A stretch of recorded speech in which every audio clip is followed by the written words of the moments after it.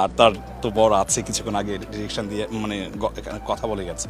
So দুর্দান্ত লেভেলের একজন অভিনেত্রী। তার সাথে আমার এই সিরিজের আগে আমার সাথে কাজ, আমরা বন্ধু। সো মানে এত চমৎকার তার dialogue pattern, expression, as a artist হিসেবে আমাকে মুগ্ধ করে।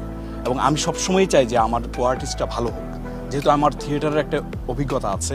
সো আমি অভিনয়টা মানে বলি না যে খুব বেশি বুঝি, তবে ফেল করার মতো না, মানে 33 পাবো ইনশাল্লাহ, এটা আমার এত বছরের এক্সপিরিয়েন্স।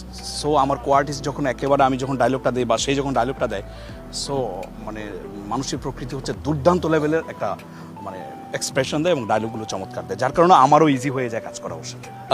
এটা তো খুবই টাফ আসলে। অভিনয়টা তো যেখানে সেখানে মানে হুটহাট করে হয় না।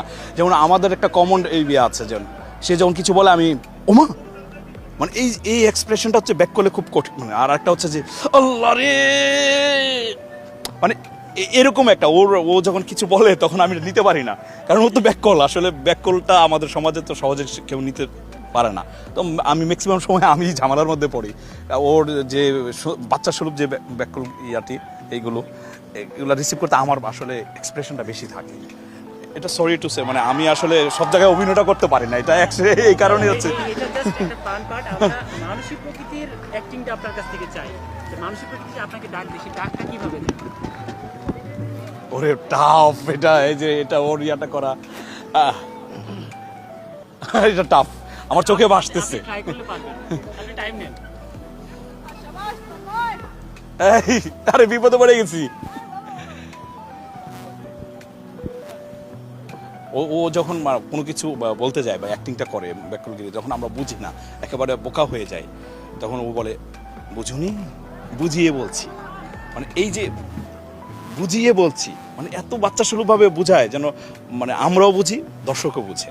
আসলে টাফ ওর সামনে কাজের কি অবস্থা? সামনে যদি জানতে চাই একটু কাজের ব্যস্ততা নিয়ে, দর্শক ঈদ নিয়ে কাজের ব্যস্ততা। সামনে আমার কাজের প্রচুর কাজ আসবে। মিজান ভাইয়েরও মিনিমাম 15টা নাটক আসবে এই ঈদে, 15টার মধ্যেই আমি আছি।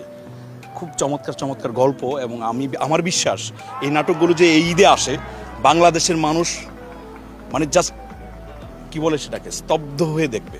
এবং আমি এটাও বিশ্বাস করি যে ব্যাককলের সুবিধাটা হচ্ছে এর চেয়ে বেশি ভিউ কিন্তু অনেক নাটক আছে, 50 মিলিয়ন 100 মিলিয়ন ভিউ আছে, কিন্তু ব্যাককলের সুবিধাটা হচ্ছে প্রত্যেকটা সিকোয়েন্স মানুষ ভাবে এটা তার জীবনের গল্প, এবং ডায়লগগুলো সহমুখস্থ।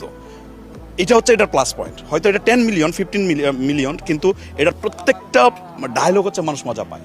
সো আমার বিশ্বাস সামনে যে 15 থেকে 20টা নাটক আসবে, বাংলাদেশের মানুষ নতুন করে আবার চিন্তা করবে, এবং প্রত্যেক মানুষ যখন দেখবে এবং তারা যখন